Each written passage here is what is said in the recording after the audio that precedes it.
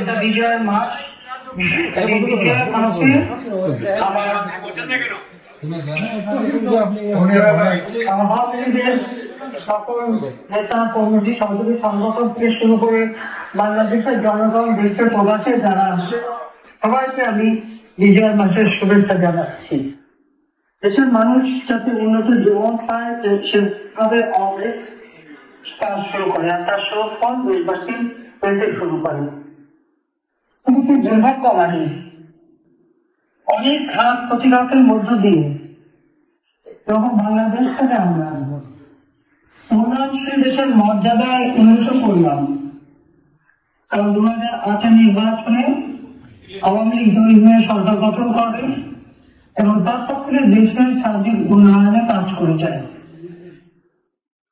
বাংলাদেশের দারিদ্র্যের হার যেখানে 41 ছিল, আমরা তা কমিয়ে 18.7 নামিয়ে আনি। দুর্ভাগ্য আমাদের 2024 নির্বাচন যাতে না হয় তার জন্য অনেক চক্রান্ত করা হবে। সকল চক্রান্ত উপেক্ষা করে আমরা কিন্তু নির্বাচন করে আসি, যখন আমাদের ভোট দেয় আমরা দেশের কাজ শুরু করি, কিন্তু তখন গভীর চক্রান্ত। আর সেই চক্রান্তের ফলে আজকে কি দেখা গেল? আজকে বাংলাদেশে জঙ্গিদের শাসন, সন্ত্রাসীদের শাসন, পিঠে পিঠে মানুষ হত্যা করা, পুলিশ হত্যা করা, পুলিশকে পিঠে ঝুলিয়ে রাখা, আওয়ামী লীগের নেতা কর্মী এ পর্যন্ত না হলেও প্রায় 4-5 হাজার আওয়ামী লীগের নেতা কর্মী এবং তাদের পরিবারের সদস্যদেরকে নির্মমভাবে হত্যা করা হয়েছে। সেখানে কাউকে গুলি করে, কাউকে পিটিয়ে, নানাভাবে। কারণটা কি? হঠাৎ কোটা আন্দোলন। 2018 সালে তো কোটা বাতিল করে দিয়েছিলাম, হাইকোর্ট করে একটা রায় দিল। আজকে রায়ের ফলে কি হলো? কোটা পাতা পুনর্বহাল করলো। আমরা সরকারের পক্ষ থেকে উচ্চ আদালতে আপিল করে সেই রায় আমরা স্থগিত করে দিলাম, কারণ আমরা তো কোটা বন্ধই করে দিচ্ছি। জুলাই মাসের 7 তারিখে ছাত্রছাত্রীদের আন্দোলন, তাদের কিন্তু পুলিশ কোনো বাধা দেয়নি, তাদের কিন্তু আন্দোলনে কোনো প্রতিবন্ধকতা করেনি। আমি বলেছিলাম যে খবরদার এদের কখনো গুলি টুলি পড়বে না, আন্দোলন করছে না করুক, কারণ কোথা তো নেয়, আমরা তাদের সাথে আলোচনা করি। আমি বারবার তাদের দেখেছি গণভবন তারা আসবে না, আমাদের মন্ত্রীরা গেছে, তাদের সাথে কথা বলেছি, সকল দাবি মেনে নেওয়া হয়েছে। আর কোটাও তখন নেয়নি, এখন জুলাইয়ের থেকে কোনো কোটা ছিল না। যখন সব দাবি মানা হয়ে গেল তখন তাদের একটা এক দফা দাবি, কেন আমাকে ক্ষমতা করতে সরে যেতে হবে। আমি অপরাধটা কি করলাম? আমি কোন কাজটা না করেছি? আজকে তাদের লেখাপড়া, উচ্চশিক্ষা, গবেষণা, সব কর্মসংস্থান সব ব্যবস্থাই তো করে দিয়েছিলাম। বাংলাদেশের বেকারত্ব মাত্র 3% ছিল, কর্মসংস্থানের সুষ্ঠু ব্যবস্থা আমি করে দিয়েছি। যুবকদের ট্রেনিং এর ব্যবস্থা, তাদের কর্মসংস্থানের ব্যবস্থা আমরা করেছি। তরুণ সমাজ যা আমাদের ভবিষ্যৎ, তার জন্য আধুনিক প্রযুক্তি জ্ঞান সম্পন্ন হয় সেই ব্যবস্থা আমরা করেছি। জলবায়ু খাদ্য নিরাপত্তা দিয়েছি, চিকিৎসা নিরাপত্তা দিয়েছি। বাংলাদেশ সারা বিশ্বের কাছে উন্নয়নের রোল মডেল হিসেবে স্বীকৃতি পেয়েছিল। সারা বিশ্বে বাংলাদেশ উন্নয়নের বিশ্ব এই মর্যাদায় অধিষ্ঠিত হয়েছিল। কোটা আন্দোলন চলে আসে, এক দফা আন্দোলন, তার ফলাফল কি দাঁড়ালো? যখনই আমি দেখলাম যে কয়েকজন ছাত্র মারা যাচ্ছে, তখন আমার সন্দেহ হলো।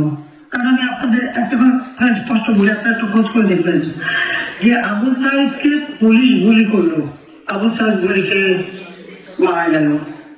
এটা ভিডিও আপনাদের সামনে প্রচার করা হলো, দেশবাসীর সামনে প্রচার করা হলো।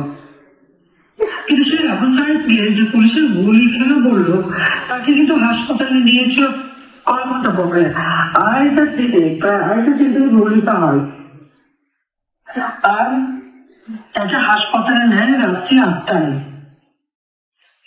গুলি খাওয়া একজন রোগীকে সাথে সাথে হাসপাতালে নিতে হয়, তার বুলেট বের করতে হয়, তাকে চিকিৎসা করতে হয়, তাকে বাঁচাবার চেষ্টা করা লাগে, কিন্তু তাকে কিন্তু হাসপাতালে নেয়। কেন? কারণটা কি? রহস্যটা কি? পোস্টমর্টমের যে রিপোর্টটা বেরিয়েছিল, এবং আমি এই ঘটনার পরেই আপনারা জানেন যে আমি একটা জুডিশিয়াল এনকোয়ারি কমিটি করে দিয়েছিলাম, এবং সেই জুডিশিয়াল এনকোয়ারি কমিটি উচ্চ আদালত থেকে হাইকোর্টের 3 জন জজকে নিয়ে আমি জুডিশিয়াল এনকোয়ারি কমিটি করে দিই। তারা কিন্তু কাজও শুরু করেন, এমনকি রংপুরে যারা ভিজিট করেন। দুর্ভাগ্যের বিষয়, এরপর একটার পর একটা লাশ পড়তে থাকে। লাশের উপর তাদের ক্ষমতা খাটাতে আমার ইচ্ছা নেই, কিন্তু আমাদের তখন যারাই আহত হতো তাদের সাথে সাথে আমাদের স্বাস্থ্যমন্ত্রী ছিলেন সামন্ত সেন, এবং আমাদের রোগীরা হাসপাতাল, প্রত্যেক হাসপাতালে যাচ্ছে, সকলের চিকিৎসা ব্যবস্থা আমরা করেছি। সেখানে ধর্ম নির্বিশেষে আমাদের তাদের ছেলে চট্টগ্রামে তাদের থেকে ছেড়ে দিয়েছে। 4 তারিখের মধ্যে তাদের ছেড়ে দেওয়া, হাত কাটা, হক কাটা করে যাওয়ার পরেও তাদের উপরে নির্যাতন। এইভাবে আওয়ামী লীগ ছাত্রলীগের নেতা কর্মীদের উপর অত্যাচার নির্যাতন শুরু হলো এবং তাদেরও হত্যা করা হলো। এমন কোন জেলা নাই, থানা নাই যেখানে আওয়ামী লীগের নেতা কর্মীর ভর বা জালিপুরে ছাড়ছাড় করা হলো। মেট্রো রেল থেকে শুরু করে পুলিশ হত্যা, এটা যে আমাদের সেই নোবেল সুৎখর ইউনূস তার মেটিকুলাসলি ডিজাইনের একটা অংশ। কারণ দিল্লি আন্দোলনের ব্যাপারে আপনাদের মনে আছে, বিল ক্লিন্টনের অনুষ্ঠানে সে খুব স্পষ্টভাবে বলল যে এই আন্দোলনে কোনো নেতৃত্ব ছিল না, আপনারা দেখেন নাই। এই আন্দোলনে কোনো ছাত্র বা কারো কোনো কিছু করার ছিল না, এটা হলো তার মাস্টার মাইন্ড দ্বারা মেটিকুলাসলি ডিজাইন করে এই আন্দোলন করা হয়েছিল, এবং সেভাবে সে আমাকে ক্ষমতাচ্যুত করেছে এবং সে ক্ষমতা এসেছে। তাহলে এই আন্দোলনে তাহলে কারা ছিল, এবং এটি মেটিকুলাসলি ডিজাইন করে যে হত্যাকাণ্ড তারই একজন সমন্বয়ক, অর্থাৎ ইউনূসের ক্যাডার, সে নিজেই স্বীকার করেছে, বলেছে কি পুলিশ হত্যা না করলে আর আগুন না দিলে তাদের বিপ্লব সার্থক হতো না। কিছু বিপ্লব এখানে জনগণের সম্পৃক্ততা কি ছিল? হ্যাঁ, কিছু লোক বিভ্রান্ত হয়েছিল, আর অনেক শিক্ষিত সমাজ অনেকে তাদেরকে সমর্থন দিয়েছিল, ভেবেছিল এটা বোধহয় বিরাট একটা কোনো আন্দোলন। কিন্তু আপনারা যদি গভীর ভাবে দেখেন যে সবকিছু অত্যন্ত পরিকল্পিত ভাবে তাদের বিশেষ প্রশিক্ষিত সন্ত্রাসীদের দ্বারা এই ঘটনা ঘটিয়েছে।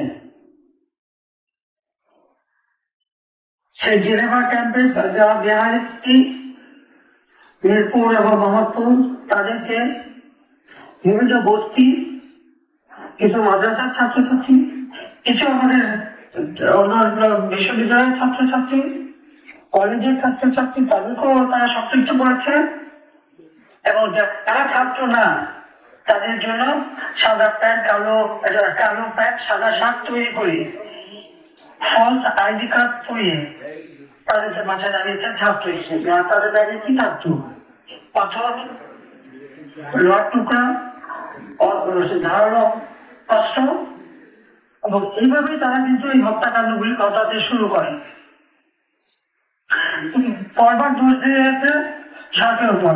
আমাদের পুলিশ বাহিনী তো কোনো মেটাল বুলেট ব্যবহার করেনি, পুলিশ, সেনাবাহিনী, মিডিয়া তাও তো গুলি করেনি। হ্যাঁ, পুলিশ যখন হত্যা করে, যখন পুলিশের লাশ ঝুলাচ্ছিল সেই সব পুলিশ তাদেরকে রক্ষা করতে চেষ্টা করছে। আত্মরক্ষার অধিকার কিন্তু সকলেরই আছে, এবং আপনাদের আমেরিকায় আপনারা দেখেছেন যে পুলিশ একটু হাত পা নাড়ালেই গুলি করে মেরে ফেলে। এরা আমাদের পুলিশ অত্যন্ত ধৈর্য তখন দেখিয়েছিল, তাদেরকেও হয়রানির শিকার করতে হচ্ছে এত ধৈর্য দেখানোর পরে।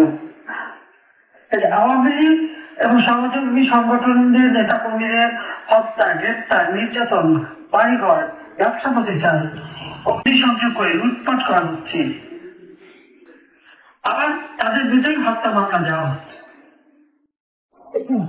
পুরো জিনিসটাই যে সাজানো একটা নাটক করে সব হাজার হাজার প্রচার খরচ করে ক্ষমতা এসেছে, এতে কোনো সন্দেহ নেই।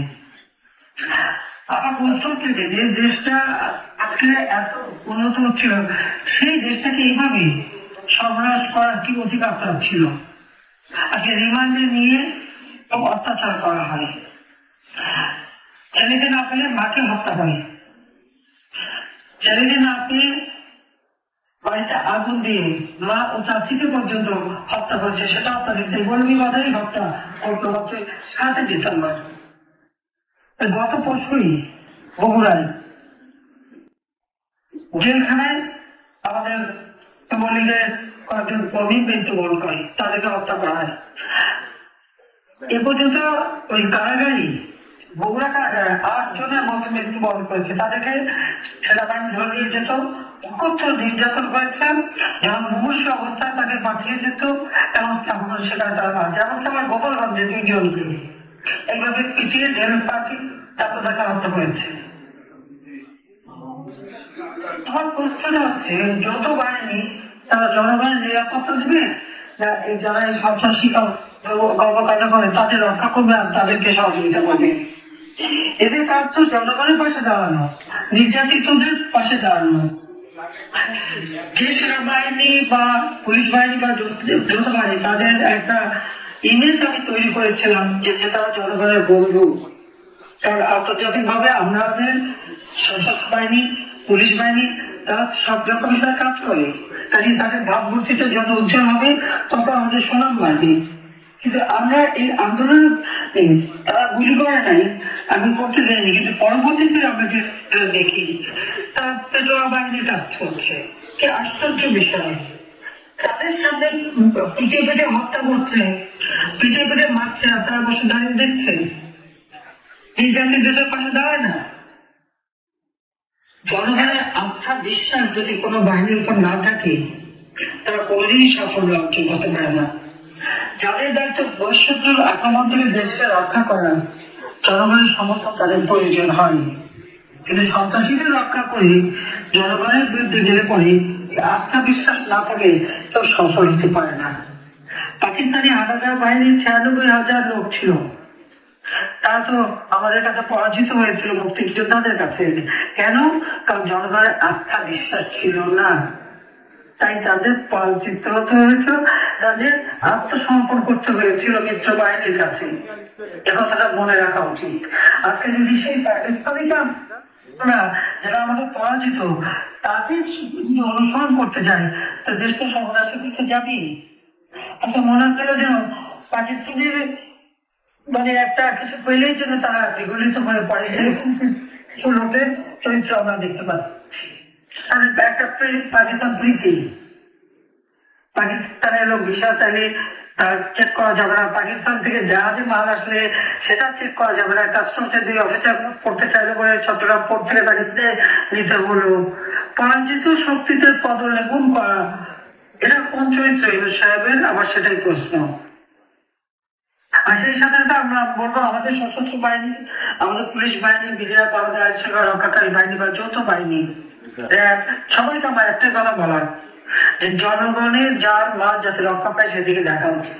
মানুষের আস্থা বিশ্বাস যেন তারা না হারে, তাদের সম্ভব কখনো একসাথে চাকরি হারেনি, তাদের একটা রেজিস্ট্রেশন কার্ড বাতিল প্রায় 300 মতো, 106 জনের বিরুদ্ধে হত্যা মামলা, প্রায় 100-র উপর কাছাকাছি সাংবাদিক কারাগারে বন্দী, তাদের অকথ্য নির্যাতন হচ্ছে।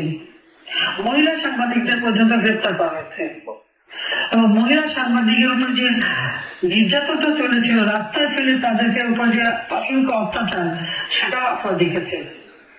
ইউনুস বাহিনী তাও করেছে। সরকারি কর্মকর্তা কর্মচারী তারা তো চাকরি করে, আমরা নিয়মিত পিএসসি পাবলিক সার্ভিস কমিশনের পরীক্ষা হয়েছে, তারা চাকরি পেয়েছে, তাদের উপরে জুলুম। আজকে আমাদের সাথে কাজ করেছে, আমি প্রমোশন দিচ্ছি, এমনকি আবার যে ক্যাবিনেট সেক্রেটারি ইউনুসকে তার শপথ অনুষ্ঠান পরিচালনা করলো, সেও কিন্তু বাদ যায়নি। সবার বিরুদ্ধে মামলা, সবার উপর নির্যাতন, তাদের চাকরি হারানো, তাদের চাকরি থেকে বের করে দেওয়া হচ্ছে, মামলা দেওয়া হচ্ছে, গ্রেপ্তার করা হচ্ছে, আর যাদের চাকরি খেতে পারছে তাদের ওএসডি করা হচ্ছে। এই ব্যবস্থা কিন্তু 2001 সালে বিএনপি করেছিল। তাতে কি হয়েছে? সে বিএনপি তো ক্ষমতা থাকতে পারেনি। আজকে ইউনুস বাহিনীও এই কাজটা করে যাচ্ছে। সরকারি কর্মকর্তা কর্মচারীরা চাকরি করে, যে সরকারকে আসুক তারা তাদের যেখানে পদায়ন করবে তারা সেখানে থাকবে, যে নির্দেশ দেবে সেটাই মানবে। আমাদের আইন শৃঙ্খলা রক্ষাকারী সংস্থা, সশস্ত্র বাহিনী অথবা আমাদের সরকারি কর্মচারী, সেটাই তো তাদের নিয়ম। তাদের উপরে জুলুম কেন? তাদেরকে ওই করে রাখা হচ্ছে, এখানে আবার বাধা হচ্ছে, তারা আওয়ামী লীগ করে তাদেরকে বাদ দিতে হবে, কোন পরিবার আওয়ামী লীগে তাদের বাদ দিতে হবে। তা আমার প্রশ্ন হচ্ছে, আন্দোলন করলো বৈষম্য বিরোধী আন্দোলন। তো বৈষম্য বিরোধী আন্দোলনের ফসলটা কি? ব্যাপকভাবে বাংলাদেশে বৈষম্য সৃষ্টি করা। আওয়ামী লীগ একটানা ক্ষমতা ছিল 4 বার। আওয়ামী লীগ আমলে তো দেশের উন্নতি হয়েছে, অবনতি তো হয়নি। আর এই সরকারি অফিসার সব প্রত্যেকেই সুস্থ আইন শৃঙ্খলা রক্ষা করেছে, দেশের মানুষের আর্থসামাজিক উন্নতি করেছে। বাংলাদেশ আমরা মাত্র 15 বছরের মধ্যে বদলে যাওয়া বাংলাদেশ। আমার তরুণ সমাজ, তাদেরকে আমি বলবো পিছনে ফিরে টাকা একটু দেখো, বাংলাদেশ কোথায় ছিল 2009 পূর্ব পর্যন্ত বাংলাদেশ কি অবস্থা ছিল। তখন যাদের হয়তো জন্ম হয়েছে বা তারা হয়তো 4-5 বছর, 7 বছর, 8 বছর বা 10 বছর, তারা তো দেখেনি, তাদের অতটা উপলব্ধি নেই। আজকে তারা পরিবর্তনটা দেখুন, যে আওয়ামী লীগ সরকার থেকে জনগণের কল্যাণ করেছে, ভালো করেছিল, এই তরুণ সমাজের জন্য উজ্জ্বল ভবিষ্যৎ নিশ্চিত করেছিল, না জঙ্গি শাসন করেছিল। সরকার আমাকে স্বেচ্ছাচার বলে, ফ্যাসিস্ট বলে। আমি আপনাদের অনুরোধ করবো, এই ফ্যাসিস্ট আপনারা একটু তুলনা করে দেখেন। আমার সময় আমি প্রথম বাংলাদেশের টেলিভিশন বেসরকারি খাত মুক্ত করে দিই। ইউনুস সাহেবের গ্রামীণ ফোন ব্যবসাটা আমি দিয়েছিলাম তাকে, কারণ মোবাইল ফোন বেসরকারি খাতে উন্মুক্ত করে এই ব্যবসা করার সুযোগ আমি দিই। গ্রামীণ ব্যাংকের হাজার হাজার কোটি টাকা মানি লন্ডারিং করে সে নিয়ে গেছে। যতদিন এমডি ছিল গ্রামীণ ব্যাংকে কোনোদিন অডিট করেনি। আজকে অডিট করার পর বেরিয়েছে, তাহলে 25,000 কোটি টাকা সে মানি লন্ডারিং করে বিদেশে পাচার করেছে। গ্রামীণ ফোনের টাকা সে বিদেশে পাচার করেছে। এখনো বিটিআরসি তার কাছে কয়েক হাজার কোটি টাকা পায়, 6,000 কোটি টাকা পাও না। নিজের ট্যাক্স 666 কোটি টাকার ট্যাক্স, উচ্চ আদালতের নির্দেশ ছিল সেই ট্যাক্স সে দেবে। 6 তারিখে আদালতের রায় হওয়ার কথা, সে 5 তারিখে আন্দোলন শুরু করানো। এটা হঠাৎ করে হয়নি, কেন? তাদের ট্যাক্স দিতে না হয়, সেই জন্য সরকারকে উৎখাত করতে হবে। তার বিরুদ্ধে দুর্নীতি দমন কমিশনে এই গ্রামীণ ব্যাংকের অর্থ আত্মসাৎ করা, সেই মামলা হয়েছিল। শুধু তাই না, একটা কোম্পানির 5% লেবারদের ওয়েলফেয়ার ফান্ডে দিতে হয়। কোনোদিনই লেবারদের ওয়েলফেয়ার ফান্ডে 1 পয়সাও দেয়নি, সব পয়সা সে মেরে খেয়েছে। এবং সেখান থেকে 25 কোটি টাকা সে ঘুষ দিয়েছে। 2 লেবারের যারা আন্দোলন করেছিল তাদের প্রেসিডেন্ট সেক্রেটারিকে একজনকে 3 কোটি টাকা করে ঘুষ দেয়। এমনকি অ্যাটর্নি জেনারেলকে ঘুষ দেওয়ার জন্য টাকা সাথে অ্যাটর্নি জেনারেল সেটা নেয়নি। তখন যেটা ফাঁস হয়ে যায়, জনসম্মুখে চলে আসে।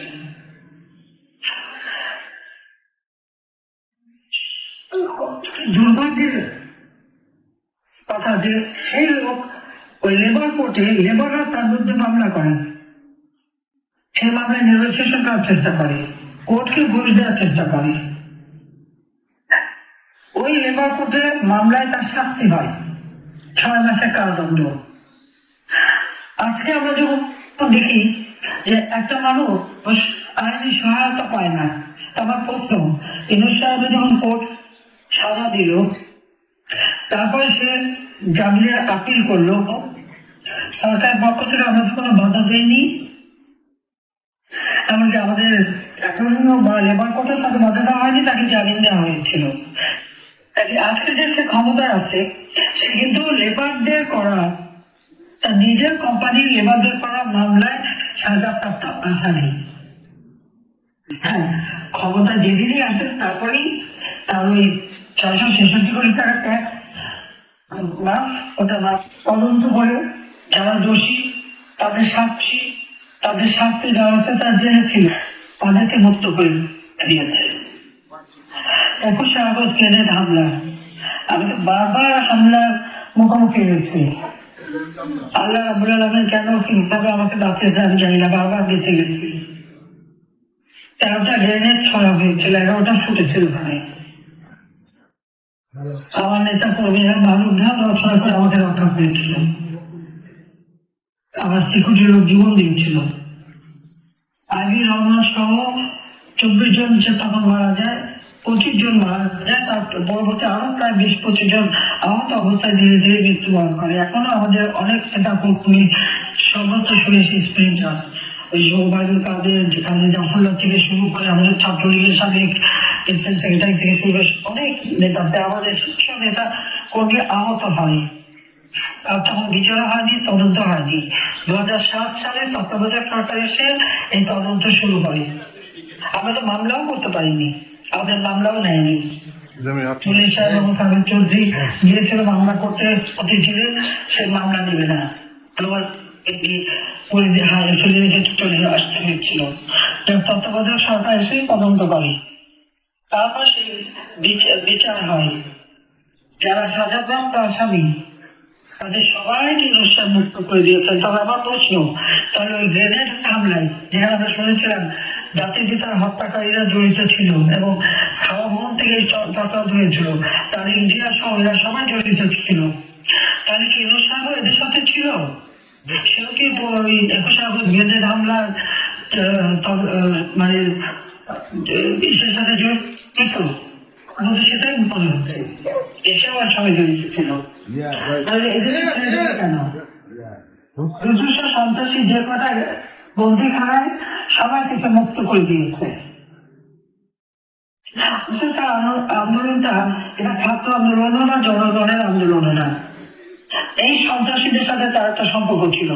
তার ওই মেটিকুলাসলি ডিজাইনের মাস্টার মাইন্ড সে নিজেই হচ্ছে খুনি, সে এদেরকে ব্যবহার করেছে। এদেরকে ব্যবহার করেই তারা সে এই আন্দোলনের নামে গণহত্যা চালিয়ে দেশকে আজকে একটা চরম বিপদের মধ্যে ফেলে দিয়েছে। আর ন্যায় বিচার পাওয়ার অধিকার নাই। একজন যদি কারাগারে বন্দিখানায় নিয়ে যাচ্ছে, আমাদের বয়স্ক নেতা সে রমেশ চন্দ্র বাবু থেকে শুরু করে গ্রেপ্তার করেছে, হাতে হ্যান্ডকাপ পরানো। আমি ওকে দেখি নাই যেভাবে হাতে হ্যান্ডকাপ পরিয়ে রাজনৈতিক নেতাকে নিয়ে যায়, আবার পুলিশও তাদের নিয়ে যাচ্ছে, ওই বিএনপি জামাত এবং ইউনুস বাহিনী তাদের উপর হামলা করছে। এটা কোন ধরনের কথা? ন্যায় বিচার পাওয়ার অধিকারও বাংলাদেশের মানুষের নাই। আজকে তাদেরকে কোর্টে আইনজীবী যেতে পারে না। যে কোনো একজন যদি মামলার আসামি হয়, রাষ্ট্রের দায়িত্ব থাকে, সে যদি আইনজীবী নিয়োগ দিতে না পারে তাহলে তার কাছে আইনজীবী তাকে সরকারের পক্ষ থেকে দিতে হবে। আর আমরা এখানে কি দেখি, বিএনপি জামাতের আইনজীবীরা তারা আওয়ামী লীগের কোন নেতা কর্মী অথবা সংখ্যালঘু সম্প্রদায় তাদের কেউ তাদের ডিফেন্সে দাঁড়াতে পারবে না, আইনজীবী দাঁড়াতে পারবে না। এমনকি আপনারা জানেন চিন্ময় কৃষ্ণ দাসকে, সে তো সাধু, হ্যাঁ জুলুম হয়েছে, জুলুম দ্বারা সংখ্যালঘুদের উপর হচ্ছে। মসজিদ, দরগা শরীফ হামলা করা হয়েছে।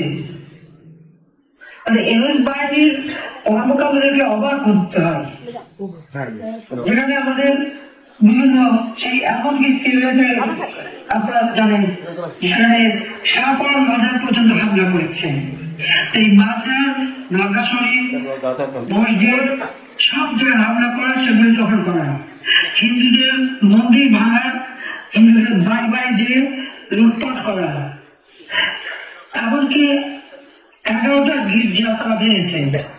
খ্রিস্টান ধর্মাবলম্বী তারাও কিন্তু রেহাই পায়নি। বুদ্ধ মঠ ভেঙেছে, আগুন পুড়িয়েছে। পার্বত্য চট্টগ্রামে বলতে তারা হামলা করেছে, হত্যা করেছে, যেটা অনেক কঠিন জীবন তারা করে নাই। এইভাবে একটা চরম নির্যাতন চলছে। জীবন কৃষ্ণ রাষ্ট্রের পক্ষে আইনজীবী দাঁড়ালো কেন? তার উপরে হামলা। এমনকি এটা সবচেয়ে দুর্ভাগ্য যে কোর্ট প্রাঙ্গণে আইনজীবীকে পিটিয়ে হত্যা করেছে। অবাক হওয়ার কিছু নেই, কারণ চিফ জাস্টিসকে চরম অপমান। এই ছাত্র নামধারীরা যে আছে সমন্বয়টা, তার বাড়িতে হামলা, কোর্টে হামলা করে এমন পরিস্থিতির সৃষ্টি করেছে যে চিফ জাস্টিস পদত্যাগে বাধ্য হয়েছে। দুর্ভাগ্যের বিষয় যে যারা পদত্যাগ করতে চায়নি তাদেরকে সরিয়ে দেওয়া হয়েছে। আইন বিষয়ক উপদেষ্টা, তার তো চরিত্রের কোন ঠিক ঠিকানা নেই, কথাবার্তারও ঠিক ঠিকানা নেই। সে বলেছে 26 লক্ষ ভারতীয়রা নাকি বাংলাদেশে চাকরি পেয়েছিল, কইছে 26 লক্ষ, সে তো নাম দিতে পারেনি। আইন এখন করে নাকি গুম করা হয়েছে। আর এখন 40 জন আনসার কোথায়? হাজার হাজার পুলিশকে হত্যা এবং তাদের লাশ গুম, তার পরিবার কেঁদেছে, বিচার পায় না। মাত্র কয়েকদিন আগে আপনারা দেখেছেন যে 10টা ছাত্রকে পিটিয়ে হত্যা করা হলো। তাদের বাবা মা কিন্তু মামলা করতে পারবে না, তাদের লাশ ছিল তারা পায়নি। এইভাবে যে অত্যাচারগুলি চলছে, আর কোর্টে চিফ জাস্টিসকে অপমান করে তাকে তাড়ানো। নির্বাচন কমিশন, আমরা আইন করে নির্বাচন কমিশন করেছিলাম। প্রধান নির্বাচন কমিশনার হাবিবুল আওয়াল কোন রাজনৈতিক দল করে এটাকে বলতে পারবে না, সবচেয়ে নিরপেক্ষ একজন ব্যক্তি ছিল।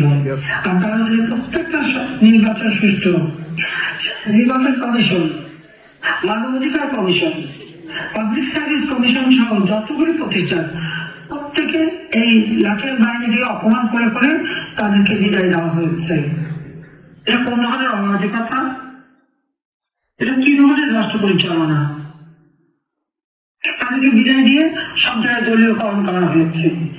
বৈষম্যহীন সমাজে বৈষম্যের সৃষ্টি করা হচ্ছে। একেবারে দলীয় লোক বসিয়ে দেওয়া হচ্ছে সরকার, প্রত্যেকটা জায়গায় দলীয়করণ। আজ আমার বিএনপির লোক সব জায়গায় আজকে বহাল তবিয়াতে। জঙ্গিদের সব ধরনের বদল এবং ইউনুস সাহেবের এজেন্ট নিয়োগ করা আছে। আমি আগেও বলেছি আপনাদের, শুধু ঢাকার জন্যই 40 জন এজেন্ট তার। প্রত্যেকটা মন্ত্রণালয় থেকে শুরু করে প্রতিটি সংবাদ সংস্থা, সেটা পত্রিকা হোক, টেলিভিশন হোক, রেডিও, সব জায়গায় তার এজেন্ট বসা। সরকার যা বলবে এই নিউজ করবে, সব নিউজ করা যাবে না, সব নিউজ করতে পারবে না। এই হলো সংবাদপত্রের স্বাধীনতা আর কথা বলার স্বাধীনতা। আওয়ামী লীগ আমলের স্বাধীনতা ছিল না, কিন্তু প্রতিদিন টক শো আওয়ামী লীগের বিরুদ্ধে সরকার চলার সঙ্গে সঙ্গে করতো। কারো বিরুদ্ধে তো আমরা কোনোদিন কোনো কিছু করিনি। অথচ এখন কারো তো কথা বলার অধিকার নেই। এমনকি আমিও কথা বললে নাকি তাদের খুব কষ্ট হয়, বাধা পায়। কেন? আমার বুঝতে এত কথা বলেছে, তা আমি কেন বলতে পারবো না? আজকে রাঁচি দিতে কিছু অস্ত্র দিয়ে এইভাবে দেশ শাসন হবে? আমার কথা খুব স্পষ্ট। আওয়ামী লীগ সহ সংখ্যালঘু সম্পর্কে সাংবাদিক, সাংস্কৃতিক কর্মী সহ যাদেরকে গ্রেপ্তার করা হয়েছে, সরকারি কর্মচারী যাদেরকে গ্রেপ্তার করা হয়েছে, মিথ্যা মামলা দেওয়া হয়েছে, সকল মিথ্যা মামলা প্রত্যাহার করতে হবে। সকল বন্দীদের মুক্তি দিতে হবে। নেতাদের মুক্তি দিতে পারেন না, এটা কেমন ধরনের কথা? যাদের ঘর বাড়ি আওয়ামী লীগের জেলা থেকে নিয়ে ঢাকা শহর থেকে নিয়ে আপনারা জানেন তৃণমূল পর্যায় পর্যন্ত কারো ঘর বাড়ি নাই, ব্যবসা প্রতিষ্ঠান, এমনকি আপনার প্রবাসী তাদেরও সেই ঘর বাড়ি লুটপাট এবং জ্বালিয়ে দেওয়া হয়েছে। কালকেও আমি কথা বললাম বারহাট্টায়, সেখানেও আমাদের নেতা কর্মীদের সবাই ঘর বাড়ি জ্বালিয়ে দেওয়া হয়েছে। যাদের ঘর বাড়ি সবকিছু জ্বালিয়ে দেওয়া হয়েছে, যারা এই সন্ত্রাসী জমি কাজের সাথে জড়িত তাদের প্রত্যেককে গ্রেপ্তার করতে হবে, তাদের বিচার করতে হবে। সরকারি কর্মকর্তা কর্মচারী তাদের উপর যে হামলা হচ্ছে, তাদেরকে হয়রানি, গ্রেপ্তার এবং মামলা দেওয়া হচ্ছে, চাকরিচ্যুত করা হচ্ছে, এগুলি বন্ধ করতে হবে, সম্পদে আবার বহাল করতে হবে। সহযোগিতা করেছে। সেই সাথে সাথে আজকে যে ঝড় বন্যা প্রাকৃতিক দুর্যোগ গেল, ওই একটা মানুষ কোনো সহযোগিতা পায়নি, তাদের পাশে থেকে দাঁড়াবার কেউ ছিলেন না। আজকে কোনো বাড়িতেই বলবো সবচেয়ে দুঃখ হয়েছে যে যারা এই সমস্ত সন্ত্রাসী কর্মকাণ্ডের সাথে জড়িত তাদেরকে দায় মুক্তি দেওয়া হলো। সেই 8ই আগস্ট পর্যন্ত যে যে ঘটনা ঘটেছে তাদের বিচার হবে না, হবে না। তাহলে আওয়ামী লীগের যে স্বচ্ছতা নেতাকর্মীকে হত্যা করা হলো, পুলিশ বাহিনীকে হত্যা করে ঝুলিয়ে রাখা হলো, তাহলে আওয়ামী লীগের নেতা সেক্রেটারি গাজীপুরের জেল থেকে শুরু করে রেখেছে, পা বেঁধে জানোয়ারের মতো ঝুলিয়ে রাখা হলো, তার কোন বিচার হবে না। এতগুলি স্থাপনা ধ্বংস করা হলো, আগুন দেওয়া হলো, বিটিভি থেকে শুরু করে মেট্রো রেল পর্যন্ত, সড়ক ভবন, সেতু ভবন, দুর্যোগ মন্ত্রণালয় ভবন, এর কোনো বিচার হবে না। এত ধ্বংস যারা করেছে তাদের কোনো বিচার হবে না, তাদের কোনো আইনের আওতায় আসবে না। দায় মুক্তি যারা সব খুনি, অপরাধী, অগ্নিসংযোগকারী, এমনকি বঙ্গবন্ধু ভবন, এটা হলো ইউনুস সাহেবের মেটিকুলাসলি ডিজাইনের। তার 1 নম্বর ছিল হলো ওই আন্দোলন নামে ভাগাভাগি দেওয়া, আর 2 নম্বর হলো সব জ্বালা পোড়া করা। তার এই দ্বিতীয়, অর্থাৎ তার যে দ্বিতীয় দফা সেটাই ছিল বঙ্গবন্ধু ভবন, স্মৃতি জাদুঘর, সেটা পোড়ানো।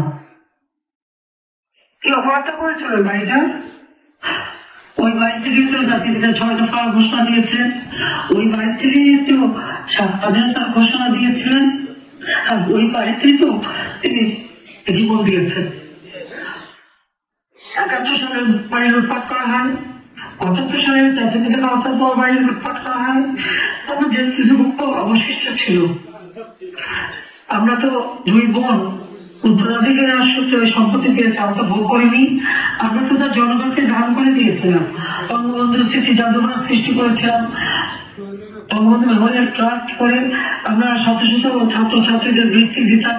আমরা আমাদের এই 21 আগস্ট আহত নিহত পরিবার, তাদেরকে প্রতি মাসে মাসোহারা যারা দুস্থ তাদেরকে মাসোহারা আমরা দিতাম। আমরা জনগণকে দান করেছিলাম। আর পৃথিবীর কত বড় বড় নেতারা, রাষ্ট্রপ্রধান, সরকার প্রধান, তারা সবাই আসতে বাড়িটা ভিজিট করেছে, দেখেছে।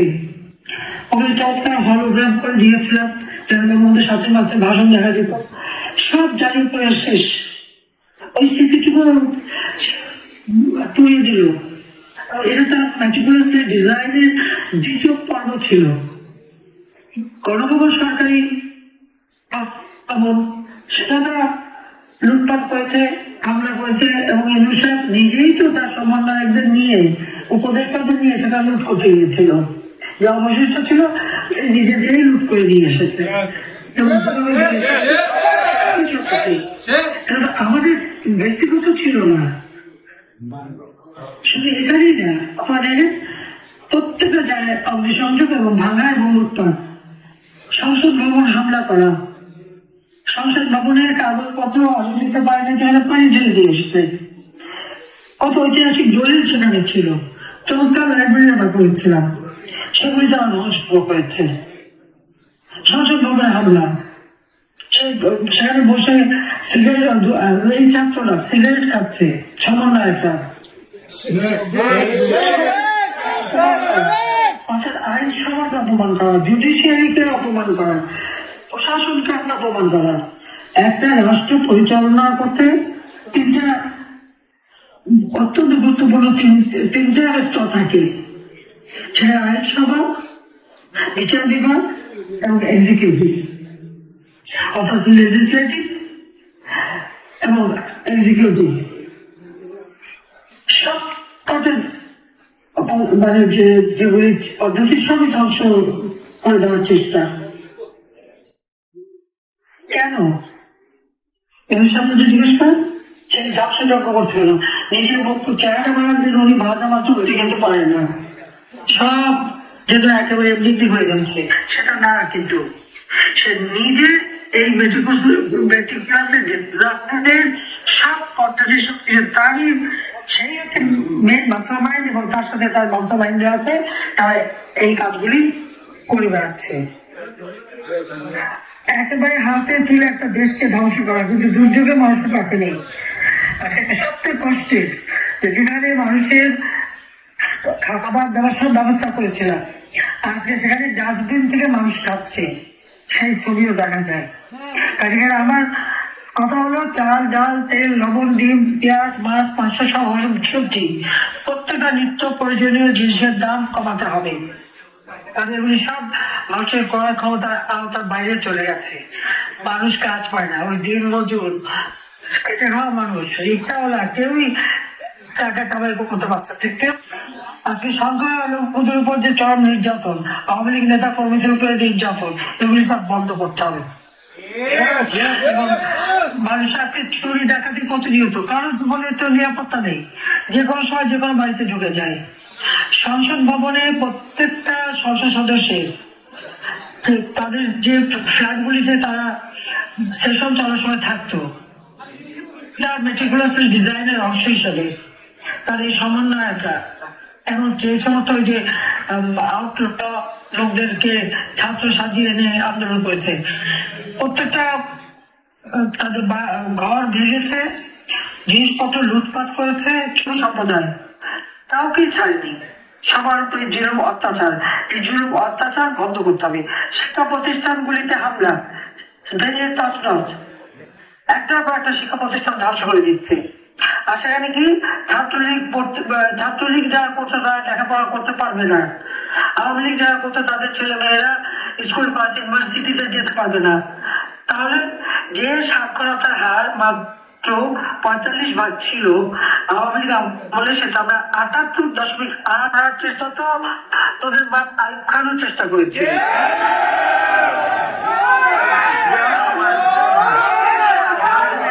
চেষ্টা করেছে। আওয়ামী লীগের শিকড় বাংলাদেশের জনগণের মাঝে প্রথিত। 1949 সালে প্রতিষ্ঠা লগ্ন থেকে এই আওয়ামী লীগ এবং 48 সালের ছাত্রলীগের প্রতিষ্ঠা লগ্ন থেকে এই ছাত্রলীগ বাংলাদেশের জনগণের ভাষার আন্দোলন, জনগণের স্বাধীনতার আন্দোলন সবই তারা করেছে। আজকে আওয়ামী লীগই করেছে। কত নেতা কর্মী সেলিম দেলোয়ার সহ কতটা জীবন দিয়ে গেছে, সেভাবেই কিন্তু আমরা প্রতিষ্ঠা পেয়েছি।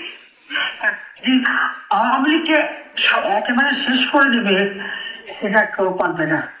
নির্বাচনের নামে প্রমোশন করবে, হ্যাঁ দলীয় লোক দিয়ে কমিশন গঠন করেছে।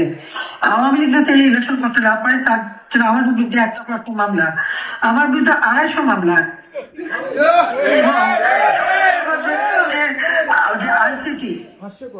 যা আমরা যুদ্ধ অপরাধ বিচারের জন্য গঠন করেছিলাম, জাতির পিতা করেছিলেন যুদ্ধাপরাধীদের বিচার, সেটা বন্ধ করেছিল যে ওরা তাদেরকে ক্ষমতায় দিচ্ছিল যুদ্ধ অপরাধীদের। এরপর আওয়ামী লীগ সরকার আসার পরে আমরা যুদ্ধ অপরাধীদের বিচার করার জন্য যে আদালত তৈরি করি, সেই আদালতে আমার মামলা, আর যুদ্ধ অপরাধীদের ডিফেন্সে যে ছিল সে হয়ে গেছে চিফ প্রসিকিউটর, আর বিএনপির একটা দল এবি পার্টি তার চেয়ারম্যান হয়ে গেছে তার চেয়ারম্যান। বিচার পাবেন।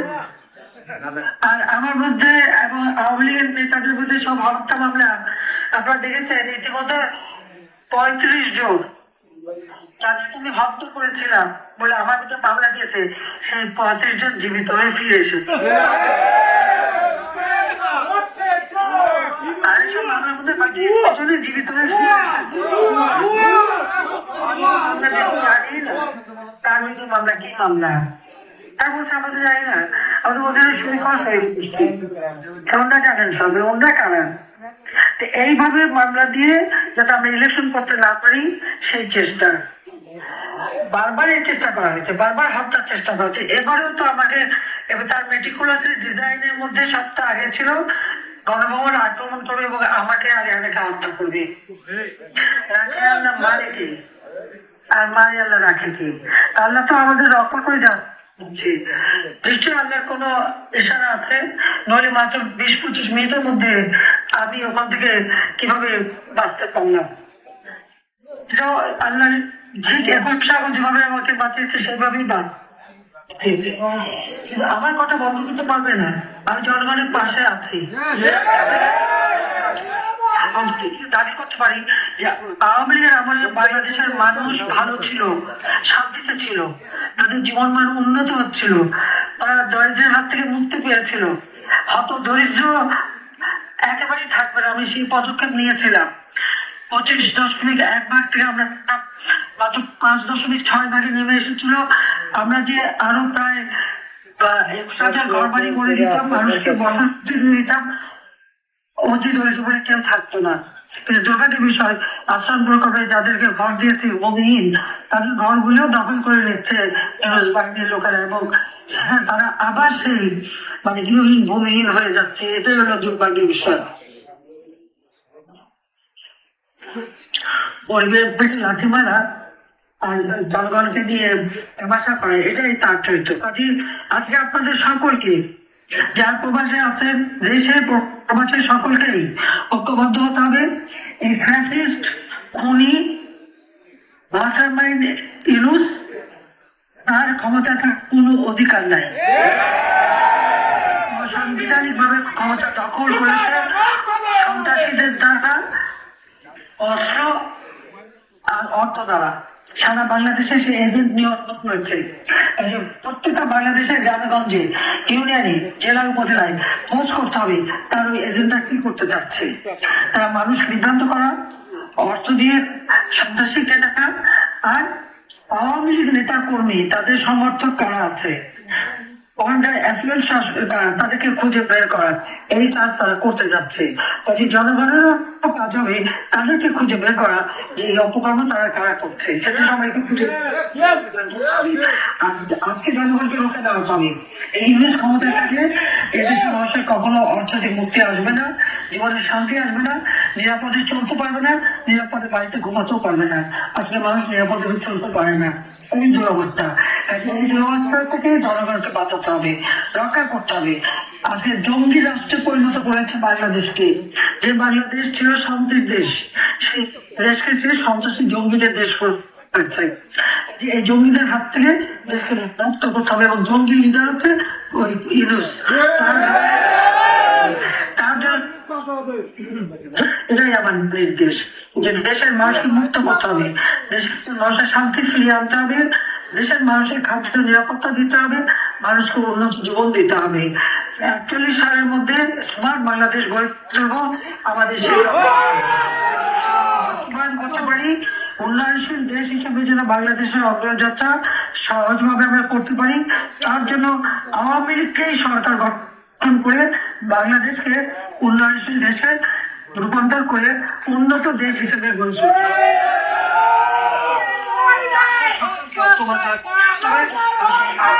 সবাই ভালো থাকবেন, সুস্থ থাকেন।